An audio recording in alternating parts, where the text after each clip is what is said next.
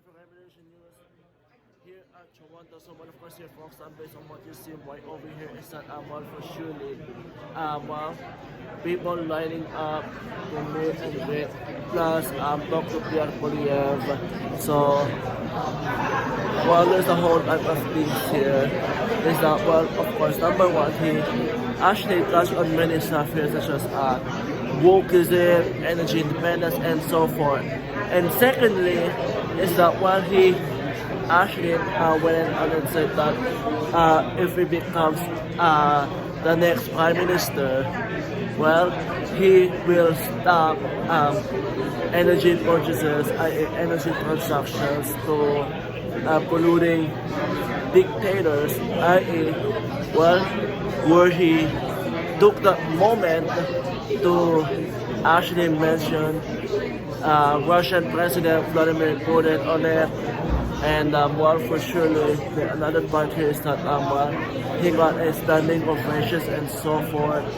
But the most things that he really actually made on here is that he went on and well, sent out a type of promises here to the people. Well, this is a type of things that are currently taking place here. But in any events here, folks, we're gonna go and see what else could actually occur here. Because one of course is that Pierre Poilievre is not available for interviews and so forth. Because once again here, folks, according to his staffer, is that he gonna get to his destination, which is in Hamilton. So let's go and check around here. But in any events here, folks, well, how about check out this video of Pierre Poilievre's speech today at that auditorium from behind me. Check it out.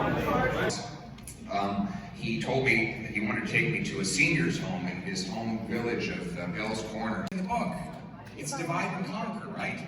If Trudeau and his woke movement can keep you fighting with your neighbor, then he thinks that he can force you to come to him and give him more power to regulate what both you and your neighbor do, right? It's all about divide and conquer. And I will say that openly and clearly. In my Canada, everyone, regardless of race or sexuality or gender or vaccination status, is equal and free under the law.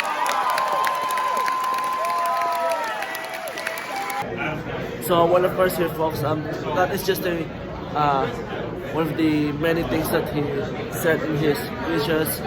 But, well, of course, here, once again, we're gonna go around here and see the type of things we'll go. Plus, we're gonna actually try to talk with people here. What's their thoughts about Pierre Poilievre's speeches here? Because, well, for surely, this is a type of word of knowing since that he made the promises. And also, it is type of word of knowing what people's opinion on the man who wanna become the next Canada's Prime Minister.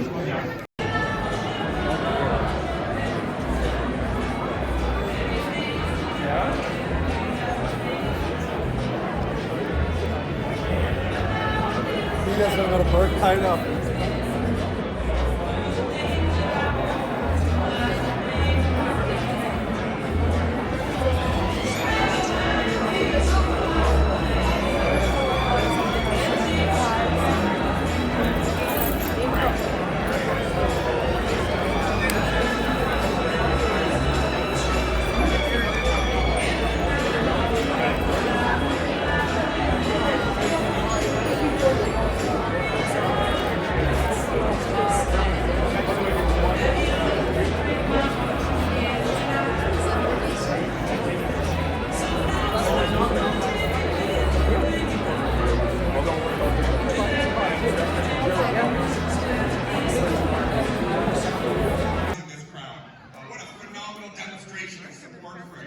Member of Parliament and someone who will make an even greater Prime Minister.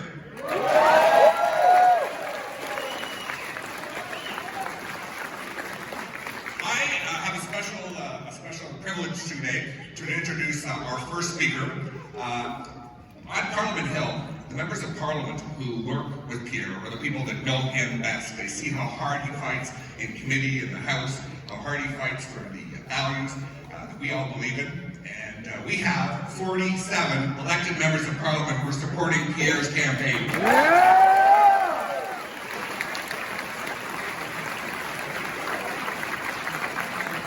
From Newfoundland all the way to British Columbia, we are getting great support. And we're not 47 anymore. We have one more member of Parliament that I would like to introduce that is with us. Adam Chambers was elected for the first time in Midland, Ontario, in Simcoe North. And Adam worked very closely with Jim Flaherty for years. He was a businessman in downtown Toronto, and he's part of a team that will help retake this country and do a great job for all of us. Ladies and gentlemen, I am very pleased to welcome Adam Chambers.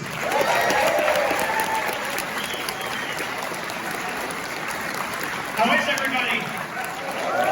What an amazing crowd. John, thank you so much. You've been so helpful to me as a person to help me get elected, getting nominated.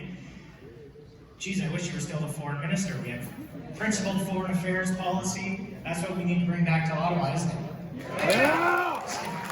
John mentioned I'm from Midland, Ontario, Simcoe North, small town boy. Far be it for me to brag about the expensive places that I go, but I just filled up my car with gasoline. My gosh, $2 a liter for diesel. And they wonder why everything keeps going, the prices keep going up and up and up. But of course, if you ask the government, the answer to higher gas prices is higher gas prices. On Friday, they're increasing the carbon tax. It's not an April Fool's joke by a couple cents a liter. Shame. Shame. I understand I'm the only thing standing between you and listening to Pierre, which is why we're all here today. Some of us are here because we want lower taxes. Some of us are here because we want less government, right? And some of us are... Adam helped deliver a balanced budget. Remember those? When he was working for Jim Flaherty, Adam never told the Minister of Finance that budgets balance themselves, did you, Adam? That idea came along a little later. He helped to cut taxes, eliminate red tape, expand free enterprise, and now he's a leading member of Canada's Finance Committee, where he's holding the government to account for their waste and mismanagement.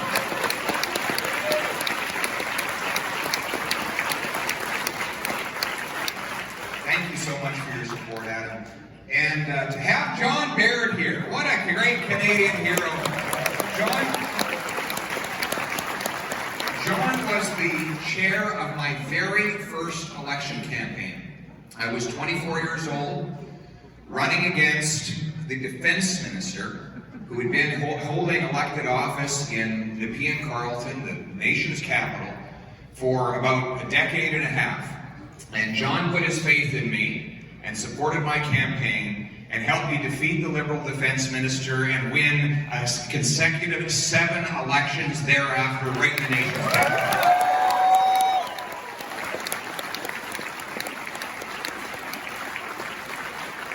Now, we have to be fair, John, okay? You have some explaining to do. All these Liberal scandals that are happening in Ottawa, they're actually John's fault.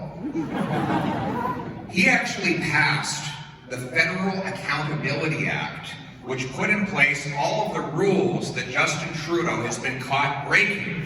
So, you know, when Trudeau accepted that $250,000 worth of vacations to the private island of someone who was seeking a government grant, that was legal up until John Baird brought in the Accountability Act to make it an offense.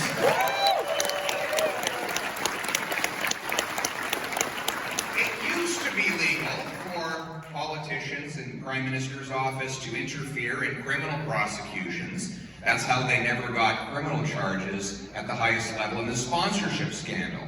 But of course, it became illegal when John introduced the Accountability Act, and that's why Justin Trudeau got caught interfering in the SSC-Lavalin scandal. That's what happened there. So, John, if you hadn't gone and passed that cruel Anti-Corruption Act, then Justin Trudeau wouldn't be in all that trouble, would he? John is a relentless campaigner. When I first ran for office,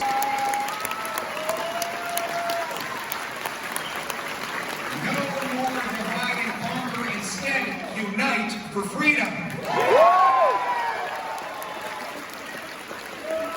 Freedom! Freedom! Freedom! Freedom! Freedom! Freedom! Freedom! Freedom! Freedom! Trudeau must go! Trudeau must go! Trudeau must go! Trudeau must go! We're all chanting that when we said freedom. It's the same thing. You know, Mark Twain once said, the two most important days in your life are the day that you were born and the day you find out why you were born. Why is the most important question in life. So why am I running for Prime Minister? I'm running for Prime Minister to make Canada the freest country on earth and put you back.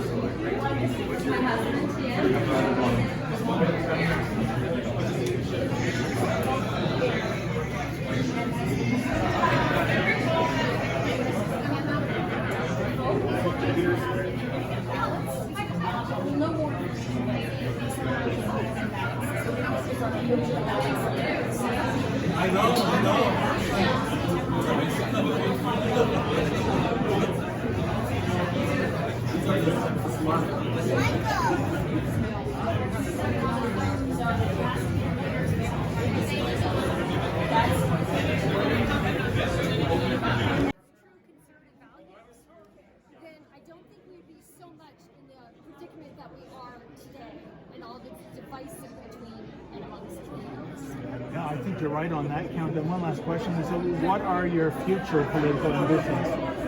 Well, I have a lot of future political ambitions. As you know, I was debating on who I was going to be running for in the next provincial election coming up, and it is a great honor to say that today I was just announced as the candidate for the Pickering Uxbridge for Derek Sloan's campaign. So I will be running with the Ontario Party in this June's election. And by the way, on that note, I mean, there are a lot of MPPs rather, that have been thrown from the Doug Ford government. A lot of them for having contrary views on the coronavirus. I'm just wondering, why can't everyone get together and form an independent party with some critical mass, 6-7 people, but instead there's all these different factions? Doesn't that hurt your case in terms of getting elected? It absolutely does hurt. And, you know, right from the very beginning when I had conversations with Derek Sloan and I also had conversations with the Blue Party, I had said to both of them, I said, why don't you guys just amalgamate? Because let's show that, you know, we really truly are for the people. And then that way, you know, we're not going to have that same kind of vote splitting as everyone is afraid of, and that's why everyone keeps on voting conservative. It's unfortunate that the New Blue Party had decided that they did not want to work with the Ontario Party. And Derek Sloan had actually sent out or brought, let's say, for lack of a better word, an olive branch to them, asking to join parties, and they declined. So that was quite upsetting, because it would have been nice to see them join together. Because if it was truly about the people, then they would want to join forces and do what they can to stop our tyrannical government that we have right now. And I mean, it's great that we had Pierre speaking today. He ticked some of the boxes, but to me, it's just a hybrid. So a three-headed monster. This thing goes on and on. It's always the same top three parties. You have your Liberals, you have your Conservatives, you have your NDPs. Nothing is going to change. You can get a new leader, but to me, nothing is going to change. And I'm actually also a little bit disappointed that he didn't bring up Bill S-233, which has to do with the guaranteed government income, the basic income for everybody, which is basically welfare. If you want me to touch a little bit on that, I will. But it's going to coincide with the new government ID, which is part of the World Economic Forum. And I would have been really, really impressed if he had touched on that. But since he didn't, I have a lot of questions. Well, Lisa, there were certainly many boxes that he checked off that received multiple standing ovations today. Defunding the CBC, fiscal responsibility, having a program in place to get Canada energy independent. Are these not, assuming Pierre is coming as advertised, because we know that wasn't the case with Mr. O'Toole, are these not steps in the right direction? They're definitely steps in the right direction. I do like the way that he's going to go with the fuels and everything else, but there's one thing you also have to remember is that every time a political figure stands up there, he makes these promises, and most of the times we do not see these promises come to fruition. You know, it's a great campaign, which is great, and but unfortunately, they just don't come to fruition. And I wish they would be more accountable, and that anything that they say, well, in their election, that if they don't do them, then I wish that we had a way that we could just kick them out, because they need to be accountable, and promises and not following through, it's not fair to the people, because that's why they elect them in the first place, because they were on their promises. You know, I think you're right. I think whether we're talking making Canada energy independent again, what struck you as the most profound statement? Freedom. It's all about the freedom. Well, that's right. He also spoke about the upcoming censorship bills that the Liberals are busy working on. What do you make of that? I mean, I thought we were in a democracy. I thought we had the principles of free speech, free expression. How is it that Liberals, and when you think of classical liberalism, they were all about free expression, free speech. What's going on here? I don't know, and they're just repressing us, and we need to stand up against them, and we need to demand our freedom. It's ours. They can't take it. Do you think that Pierre has the opportunity to get fair coverage from the mainstream media? Just today in the Star, there was a story quoting an anonymous senior Conservative official saying that what Pierre's doing right now is juvenile political theater. Is that what you witnessed today, juvenile political theater? Not at all. I saw Pierre uniting people, bringing people together, and you can see, well, the CBC is not going to give him a fair shake, and neither are the other media that's been paid for it by Trudeau. They're bought and paid for. They're bought and paid for, and they're not going to support the guy that's going to bring unity to our country. Indeed. Thank you for your time, sir. Excellent.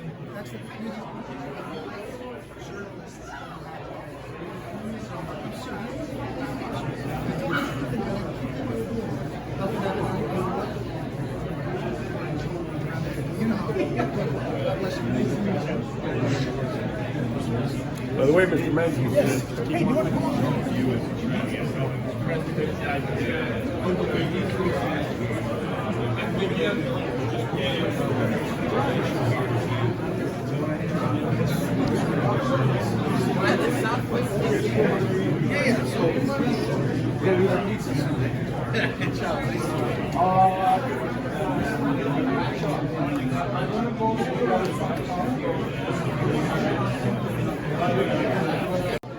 So first of all, what do you say about Pierre Poilievre's speech today? Well, it's very inspiring. If anything, it's everything that he's talked about. It's pretty much a message of hope. Like for the last 2 years, it's been mostly fear-based and everything. But he's giving us a future that we can, that we can dream about, but also make a reality at the same time. That's what we love about it. So, and when we heard that he was speaking, it's like, okay, we got to go here as fast as we can, right? So, but anyway, yeah.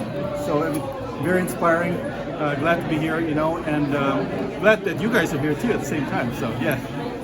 And the other hand here is that what do you say about what he said today, that once he becomes the next Prime Minister of Canada, he would try to get Canada to become energy independent. Yeah. The same thing that occurred with US when Donald Trump was sitting as president. So what's your initial thoughts about that? My thoughts? I mean, yeah, we do have to become energy independent, because if we're depending on other countries, the moment it gets cut off, we're pretty much left in the hole. So it's good that he's going to do something about that. So yeah, it's really good that he said something about that.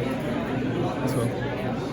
So another part here is that what do you say about that he touched upon the wokeism that has been going around here, especially now that the Ontario legislature is introducing a bill that will actually create the type of scenario that occurs in US, which is we know as critical race theory. Oh, that's quite a question as well. Yeah, it's getting crazier. It's like I like. Let's put it this way: like when we grew up, I grew up in Canada. I had no problem with racism or anything like that. But it's just in the last few years where it's become like an issue for some reason, and we're seeing statues being broken down, and things like that, people being divided and so forth. And, like we shouldn't be fighting about these things. Like we're supposed to be one big, great, happy Canadian family, right? So, yeah, this wokeism is just crazy. And one last thing here is that do you think that there's a whole type of possibility chances here that other MPs and other politicians will come out and show their support for Pierre Poilievre? You know what? First of all, I just love that there's more than 40 MPs that are like supporting him. The more people that actually come out and actually just voice their thoughts and opinions, the more that the MPs would come out, the more that we can make this thing happen, if anything. So we've got to do whatever it takes to make it happen. So, All right, thank you. good to see you.